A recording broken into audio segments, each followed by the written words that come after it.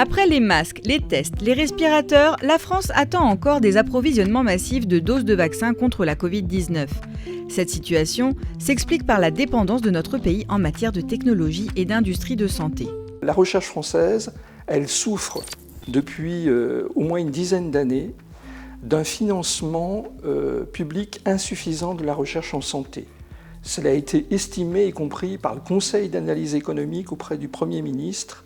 Donc on a un sous-financement, alors que nos voisins, le Royaume-Uni et l'Allemagne, connaissaient une croissance de ce financement assez forte. Et le Royaume-Uni et l'Allemagne ont développé plusieurs des vaccins qu'on utilise aujourd'hui. Et la France n'est pas dans la course. Et pourquoi cela ? Parce que le financement public de la recherche en santé, il permet de financer la recherche fondamentale. Et c'est décisif pour développer un vaccin.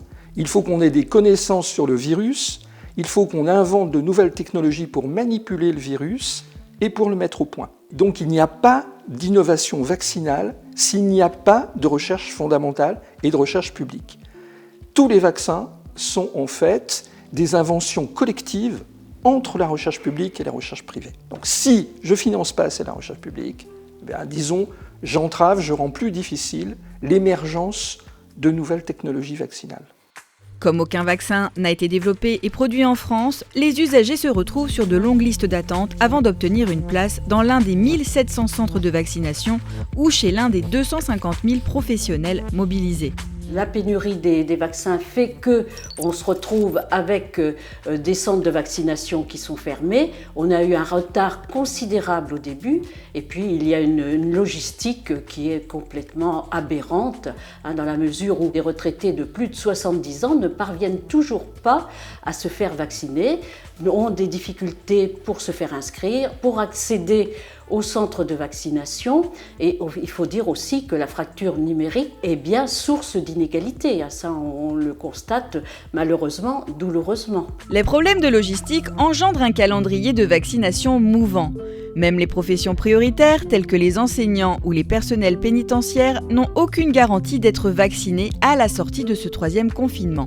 Aujourd'hui, il faut vacciner en priorité l'ensemble des agents de la fonction publique et les salariés qui sont au contact d'un public dans des conditions où les règles sanitaires sont peu appliquées ou ne peuvent pas être appliquées comme elles le sont dans le reste du monde du travail. Par exemple, dans un établissement scolaire, les élèves ne sont pas à plus d'1 mètre les uns des autres. En classe, ils sont assis côte à côte. À la cantine, ils sont aussi relativement serrés. En tout cas, ils n'ont pas les 8 mètres carrés qui sont exigés dans les restaurants administratifs ou les restaurants d'entreprise. Et il est aussi très difficile, voire impossible, d'aérer les salles parce que les fenêtres sont soit vétustes, soit n'ont pas été prévues pour être ouvertes et pour une aération efficace. Une pétition est d'ailleurs mise en ligne pour que certains agents de la fonction publique aient rapidement leur première injection.